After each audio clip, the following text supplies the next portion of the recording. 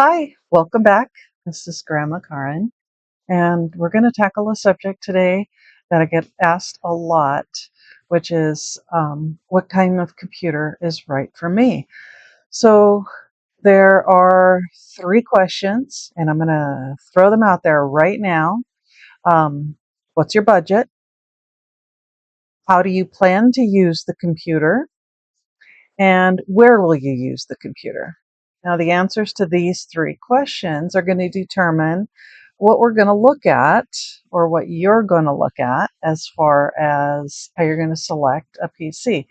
And this is actually important right now because a lot of people's computers with Windows 10 reaching end of life, even though you may have watched my other video about how to extend that life for a little while longer, we still want to talk about what do you want to get for your next long-term investment. And by that, in the PC world, in the Windows world, your investment should last about 10 years. That's a good life expectancy for a computer. Uh, Notwithstanding accidents such as dropping a laptop or throwing a baseball through it or, something like that. So let's go back to that first question, which is what is your budget? And what does economical really mean? So figure out what your budget is.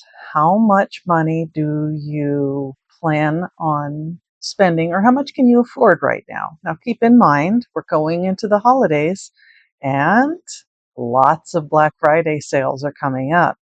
You have many big retail places, online and physical locations, that will have what they call return policies or price matching.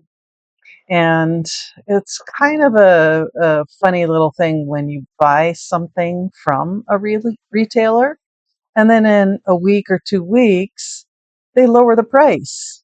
So technically, you can ask for that price that they now offer, provided it's within their return policy or price matching policy.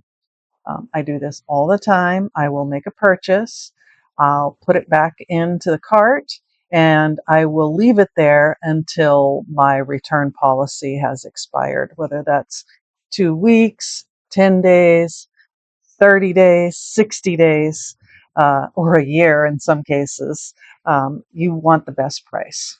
So that's your bang for your buck, and look at how much money you want to spend, how much you can spend. So define your price range. Do that first. That's the first question. What is your budget? Now, the second one is, how do you plan on using this computer? Is it just going to be for casual internet surfing? Are you going to just get your email? Are you going to be doing some banking? Um, there are some computers that have more robust hardware features, and you're going to be able to count on those to provide the experience that you want with your computer. Let's say you're a graphic editor or you're doing video editing, kind of like I am. Not really, but I'm trying. So you want a computer with a little stronger hardware in the background. So decide what it is that you're going to be using the computer: email, browsing, video calls, creative hobbies is another category. What I said, photo editing, financial management, which is your banking and things like that. Are you going to be using it to stream movies or TV? Maybe you don't have a TV. Maybe you like to watch TV in your room, and this computer is going to be it. Maybe you play games. Maybe you're a heavy gamer. I don't know.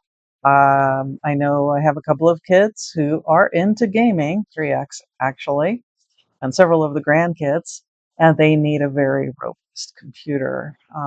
So they did spend a little bit more money on that, and now they are reaping the benefits of being able to have very well performing games. No buffering, no pixelating. There's a lot of different terminology for that, but I'll skip it. And then the third question that I want you to know is, where are you going to be using this computer? Do you travel? So does the computer need to be portable? Maybe a laptop is going to be what you select. If it's not going to be portable, or that you need it for traveling, then why not get something that will have a place? You have a specified desk or location at a table or in your living room or wherever you happen to have your computing area. And then you can have a dedicated desk. So for some of us, we need a bigger monitor because you can't see so well anymore. And that's why I'm so close. My eyes are showing signs of degeneration, inherited or maybe abuse. I don't know. Too much sun.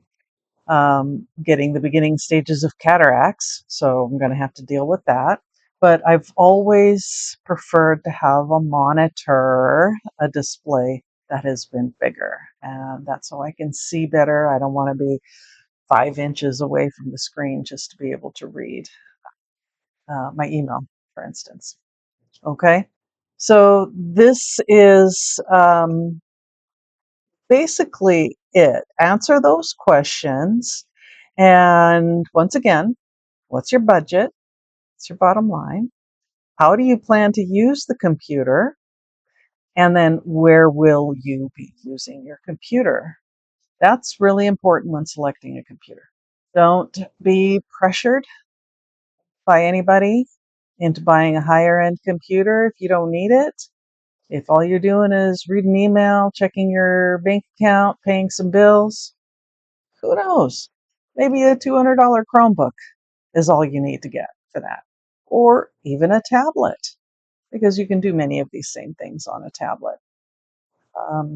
Yeah, and keep in mind, we got sales coming up. Hey, everybody's favorite shopping day of the year, Black Friday. I'm going to be posting some links at the bottom, underneath the video. And I'll be identifying a few of my favorite shopping places and places I like to look for comparison. If you have any questions, put them below in the comments and let me know if you'd like to see some more specific information. I just wanted to get this video out because a lot of people are looking for a new computer right now with Windows 10 end of life. And so I just thought I'd throw that out there. Think about those 3 questions. Again, what's your budget? How do you plan on using the computer? And where is the computer going to be? Right? So answer those and we'll get to more details in the next video. Thanks. See you.